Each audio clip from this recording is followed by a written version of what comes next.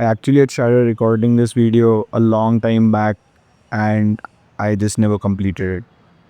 I knew what I wanted to say, but I don't know, I just didn't pick up the camera. And has it ever happened with you that you felt like, what if you would have completed writing that script or an article?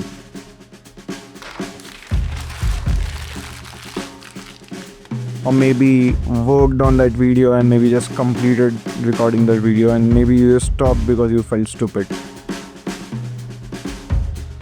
Or maybe you started playing that one game that you liked playing as a kid.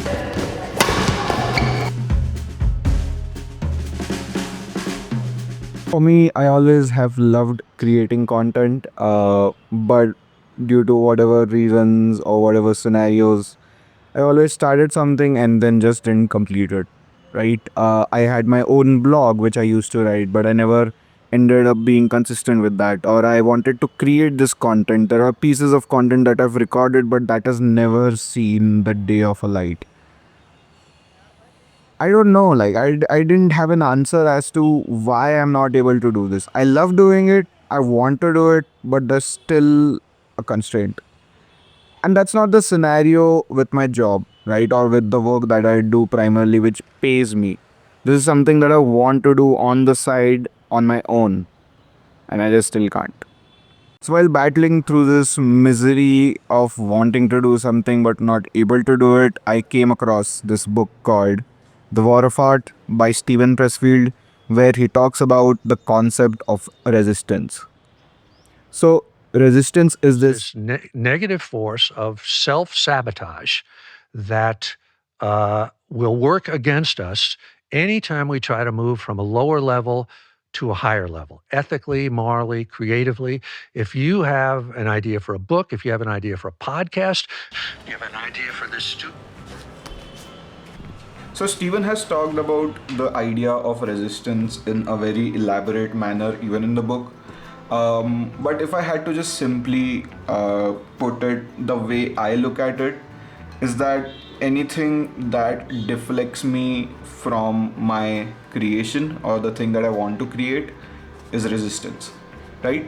And even in the book, when Stephen goes talking about the nature of resistance, he says that resistance as an individual does not have an identity. It can't survive as an individual, right?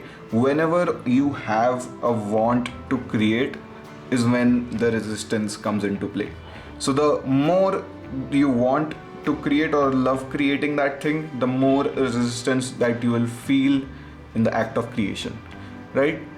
So the nature of resistance is more like a virus, right? It will latch upon you and use your resources against you, right? So in our context, it could be, let's say, your fear, your self doubt, your procrastination, or many other concepts like that, which we basically use to deflect ourselves from the thing that we actually want to do. Now, another question that arises is that why do I feel this resistance so much when I want to create something for my own? Because I don't feel this when I'm working every day, something for which I'm getting paid for.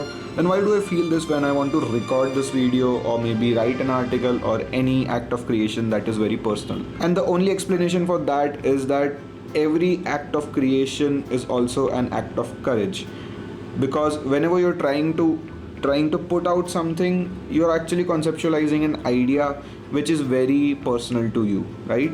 This is something that you have felt, something that you have experienced, so that makes it very vulnerable for you as an individual to put it out for others to consume. So now there's me, there's my set of vulnerabilities and everything that's stopping me, which we are calling as resistance, and then there's a want of creation that I want to do, right?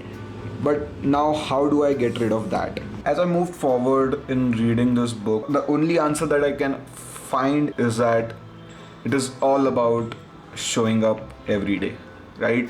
No matter at what stage of your life you are, what stage of your expertise or mastery in the art of creation you are, you'll always have resistance in some form of the other, right? Again, just like a virus, it will change its shape, it will basically evolve to something else. So maybe let's say when you're starting out, the maybe you are just truly focused on perfecting that thing, whereas you don't even have the basic knowledge of how things operate, right? But when you let's say move forward, the perception or the way resistance happens in your life will change, right? There will be more ways, newer ways in which you will be making a fool out of yourself.